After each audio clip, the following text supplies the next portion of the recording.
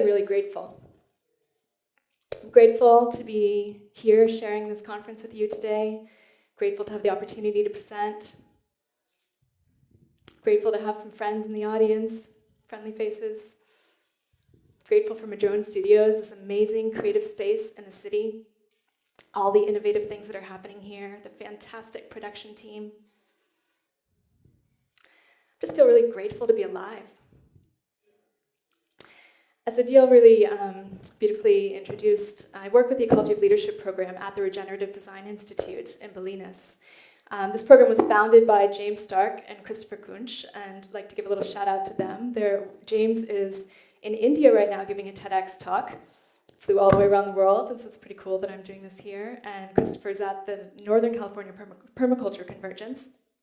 So it's just amazing how these seeds are going out all over the world. And what we specialize in is inner permaculture. So RDI has a bunch of programs that are doing the kinds of things you've heard about today, learning about gray water systems and permaculture design and reskilling and all the different practices that we're hearing on the outer level. But what we like to look at is what happens if we take a look at our inner garden. So what are the shifts that need to happen on an inner level that then will create the possibility for transformation on an outer level that we really want to see in our own lives, in our communities, and in the world.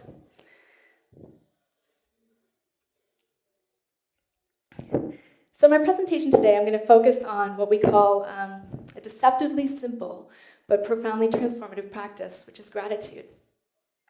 Now, I'd like you to just imagine for a moment, what would it be like to live in a city founded upon the principle of gratitude?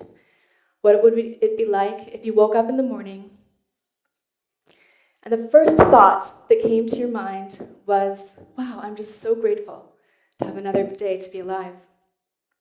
What would it be like if, as you left the house in the morning, first person that you ran into, maybe it's your bus driver, maybe it's the barista at the local coffee shop, you're like, wow, I'm so grateful for you. I just love the way that you make those little designs on my coffee. It makes me really happy every morning.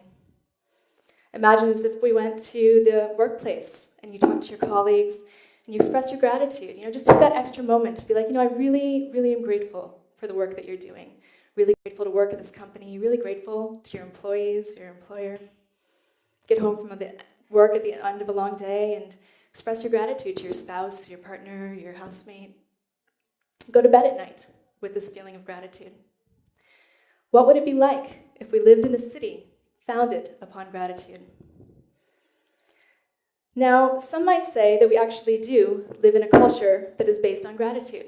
So the First Nations or indigenous peoples of this land, which I've had the fortune of working with around the world, practice Thanksgiving on a regular basis. And there's something called the Thanksgiving Address. This is a poster of it that I have in my home. And it talks about all the different aspects of creation that we're grateful for, ranging from the earth to the waters, to the fish, to the trees, the plants, the sun, the moon. And so as we ponder this, idea of dwelling in gratitude, I'd like you to just close your eyes for a moment and connect to something you're feeling grateful for. I'm going to share a little song. It's a gratitude song.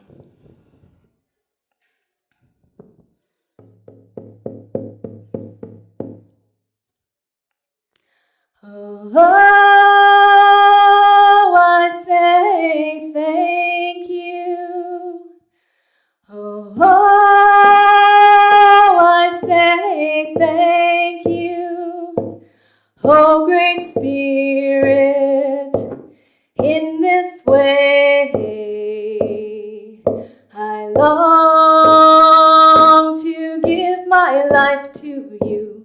In love and devotion, in love and devotion, way-a-hey-ya, way-a-hey-ya, way-a-hey-yo. So just let that little bit of gratitude sink in. Hold on to it. Maybe when we're done, you can share it with your neighbor, the person sitting next to you. And I'm going to take you on a little journey into how gratitude became a really central part of my life. I was living in Canada in the midst of a very snowy winter, 2007. There was just feet and feet of snow. And I was going through a really, really hard time in my life, So I was somebody who actually had had a pretty easeful life up until that point in time. Things seemed to come easily to me. It wasn't really, I hadn't found myself in a moment of deep challenge. But there it was. I had a relationship that was falling apart. I had a young baby, a year old. I was starting a PhD program. I was in a new city where I didn't know anybody. And suddenly I found myself having trouble just even getting out of bed in the morning. So every day I would wake up and I would have to struggle to find, what is the reason to get out of bed? What is it that can really help me get through the day? And as I would get out of bed, I would get dressed and get my laptop, get ready to go to school, get my snow gear on, my jacket and my toque, and get ready, my snow boots, get ready to trudge out into the wintry cold. I would root in the practice of gratitude. So I found that if I just dug deep and found the one thing that I was grateful for, I could make it. I could make it to the subway if I just focused on, I'm really grateful for my legs that can walk. There's lots of people around the world who actually don't have that privilege. I'm really grateful for my breath, just the ability to breathe in and out. I'm grateful for my eyes that can see. I'm grateful to have arms that can hold my baby. I'm just grateful. And it was that practice that really got me through those really dark and deep days. And even though I'd worked with Indigenous cultures around the world, and even though I'd been exposed to this on some level, I'd like to think that I just kind of came to it as it's almost like it saved my life. It was just rooting in that gratitude that got me through that time. Fast forward a couple of years, and I came out to California and encountered the Ecology of Leadership program. And I was really stunned to find that gratitude was a regular part of what they were practicing in the program. So as I began my meetings with my coworkers, we would start every single meeting with gratitude. Imagine that. You've got an hour-long meeting to take the first 10 minutes and just talk about what you're grateful for. I was kind of like, whoa, this is revolutionary. But we would just go around and around, and it wasn't just one thing. It was like hearing 10, 20, 30 things that each person was feeling grateful for. And it really changed my mind in terms of what was possible in an organizational culture. And then as I was doing my PhD research on the program and its transformative impacts, I got to see in a circle of people what became possible as you created a culture of gratitude. So every weekend when the group gathered, everybody would sit down and think, what is something that everyone in the circle is feeling grateful for? And through my actual exposure to the program, I began my own daily gratitude practice in a much more formal way. So I committed about a year ago to do a daily gratitude practice online on Facebook, where I would post it on a daily basis and kind of tell the world what I was grateful for. And for me, that was a way of really rooting into a commitment. These are just some of the pictures of things I was grateful for throughout the year. And what I found was that the more that I looked for something that I was grateful for, the more that every day I would find more and more things. And so it became this self-reinforcing practice where I couldn't just find one thing that I was grateful for. I would find more and more. The smell of the roses as I'm walking down the street, and the jasmine wafting over me, and the beauty of, this is my son helping me with the dishes. Everywhere I looked, I would just find things to be grateful for. That's me feeling really grateful. Outside of cafe gratitude, in fact. So what's so special about gratitude? Why is it that, this seemingly simple technology is so powerful? Now, I'd like to say that there's actual correlation between things like permaculture and gratitude, in that, both of these are actually not really new technologies. It's not surprising. You've heard of gratitude before. But with permaculture, we like to say that we're on the cutting edge of a 1,000-year-old technology. I think with gratitude, it's kind of the same. So this is an age-old thing, but what would it be like if we really brought this to life in our cities and cultures and families and homes and organizations today? Now, some of the principles of gratitude, it's an affirmation of life itself. So it's like just that waking up in the morning to be like, I'm thankful for another day. To me, that's the most honest and humble prayer that we can offer on a daily basis. It shifts our focus from what's negative to what's positive. So it's so easy in our culture to be critical or judging or always looking for what's wrong, what's not right, analyzing. Whereas gratitude just shifts the focus just a little bit, right, to find what it is that is actually positive. It's an opportunity for reframing. So it gives us this new lens on life. So even when something's really hard, to focus on it from the perspective of gratitude means to find what's right. So I'm really grateful, actually, that I got sick, because I get this opportunity to rest and reflect and stay home and curl up under the blankets. And it's like finding what's good about even the hard situations. And ultimately, for me, it connects me to something that's bigger than myself. So it takes me out of my own self-referential world into really opening to something bigger. Brother David is a monk who's created an organization, gratefulness.org. And I love this quote. He says, "In daily life, we must see that it is not happiness that makes us grateful, but gratefulness that makes us happy." There's a lot of recent studies about what the impacts of gratitude are on personal happiness and health. And again, it's like this is not revolutionary, but actually it could be for our personal well-being and health. So regular gratitude practice, that could be like just making a list of what you're grateful for on a daily basis or a weekly basis, contributes toward progress toward important personal goals, greater alertness, enthusiasm, determination, attentiveness, and energy, better health, sleep duration, sleep quality, greater energy, optimism, and positivity, and a sense of feeling connected to others. The Greater Good Center at UC Berkeley is doing a new study on gratitude. It'll be really interesting to see what they come up with. So quote, this is the moment that you shift your mindset from this perspective of negativity and judgment to one of appreciation. Look at what happens to our bodies. So your brain function becomes more balanced, harmonized, and supple. Your heart begins to pump in a much more coherent and harmonious rhythm. And biochemical changes trigger a host of helpful responses throughout your body. So there's an actual science to this. It's like mindfulness meditation. Gratitude has the same impact on your body and your brain and your heart. Studies of relationships and marriage, the Gottman Institute out of Washington, they say that the #1 predictor of success in marriage is the level of gratitude. So if you have at least a ratio of 5 appreciations for every 1 negative comment or criticism, then you'll make it. Seriously. So he said that they can predict with 90% accuracy the success of a couple after watching them for 3 minutes based on this interaction alone, which is pretty revolutionary. Like, we kind of think it should be 50-50, right? Like, at least as much positive as the negative, but actually we need to up our gratitude and appreciation of one another 5 times in order just to make it. In our families, my son Mateo, and I practice gratitude with my children, and it's really amazing what they're capable of. Even from a young age. So my 4-year-old has a much easier time with it than a 7-year-old.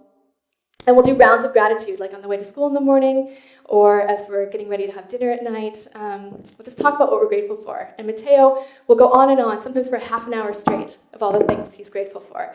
And he actually comes up with his own rules. He says, "Mom, these are the rules for being grateful." I'm like, "What's that?" And he says, "Well, if you say God or ice cream, you get to go twice."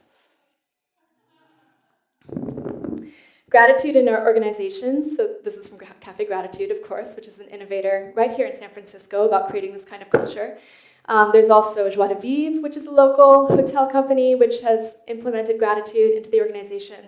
And similarly, Chip Conley, the head of Joie de Vivre, he said that if you just have 2 practices of gratefulness a day in an organization, it can shift the entire culture. So he committed personally as a CEO just to tell 2 people in the company that he was grateful on a daily basis. And it completely shifted the Joie de Vivre organizational culture. So if all this is true, then why don't we practice gratitude? Why don't we do it? Maybe it's just deceptively simple. We think this is, that's kind of a low-level kindergarten sort of thing, gratitude. We don't really need to do that.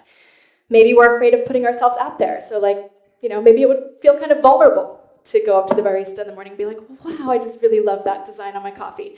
Maybe that feels like it's taking a step outside of our comfort zone that would be maybe a bit risky, courageous. We make assumptions. We think people already know. So do you think to thank your spouse or partner for making the bed in the morning, or cleaning up after they have a meal? We just take that for granted. We think, well, they're supposed to do that, so I don't need to tell them I'm grateful. And we're also coming from these old world values of individualism and stinginess, competition. And so we're constantly thinking, well, why would I put myself out there when they're not telling me that they're grateful for me first, right? Instead of creating this culture of generosity and giving it forward. Just leave you with some simple keys for if you want to incorporate gratitude in your life. Some things that can really help, be it whether you want to change your own personal life or a relationship or your organization or your community. Number one is just to commit. So for me, the practice of saying, I'm going to do this on a daily basis and I'm going to put it out there on Facebook was really powerful, but you can commit just in your own personal way. But just the practice of saying, I'm going to do this, or like for Chip Conley to say, I'm going to give gratitude twice a day at my work, that was transformative in and of itself. Be real. So, it doesn't really work if you're expressing gratitude, but you're actually not really feeling it. It has to really come from that place of feeling true and being something you genuinely notice that you're grateful for, even if it's just as simple as your breath. Number three, what you appreciate appreciates. And so what I've noticed is that the more you notice what you're grateful for, the more things you see that you're grateful for. So you're able to actually cultivate that kind of beauty in your life. So if you want to see more, if I want to see my kids doing the dishes more, the more I tell them I'm grateful for it, the more they're going to do it. 4 is to do it together. So it's actually really helpful to get on board with this with like your partner or your children or your organization so that you hold one another accountable. Because sometimes I'm not feeling that grateful. So it really helps me if then my kids say, hey mom, we really should do gratitude before dinner, then we can do that together. And the 5th principle, this is kind of a magic secret of gratitude, which is that it's possible to give thanks not just for what you see and what you already have, but for what's yet to come. So if you really want to experience more joy and love in your life, or you really want to live in a beautiful home in nature, to give gratitude for that as if it's already happened. And there's a secret principle of that in which gratitude actually becomes a creative act, and you draw that thing to you by giving that thanks, and it's like that total confidence of like, yes, I'm so grateful that that thing already happened. And in my experience, it really works. So back to gratitude in City 2.0. I'd like to suggest that gratitude is actually the fertilizer that could really cultivate the kinds of cities that we want to live in, a resilient, regenerative community. Just thinking back to like what it would feel like to live in a city where this culture of appreciation and love was really pervasive, where when you're walking down the street, you have this feeling of just connection that sometimes feels really hard to attain in the city. But I know that like for me this morning, I had done my gratitude practice as I was driving down the hill, and then I stopped to get a coffee, and I was walking down the street, and because I was feeling really grateful, then I was smiling at all these people, and they were smiling back at me, and it was like, just by my practicing the gratitude, then I was able to feel like I lived in a city that was a culture of gratitude. So, as I close, I'd like to invite just a little experiment, which is that you might try this out. So as you leave here today, maybe as we go into the networking portion at the end of the day, just consider finding one thing you're grateful for and telling somebody.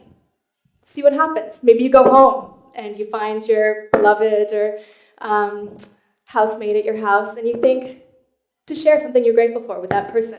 See what happens, and my information's up there. You can be in touch, let me know how it went for you.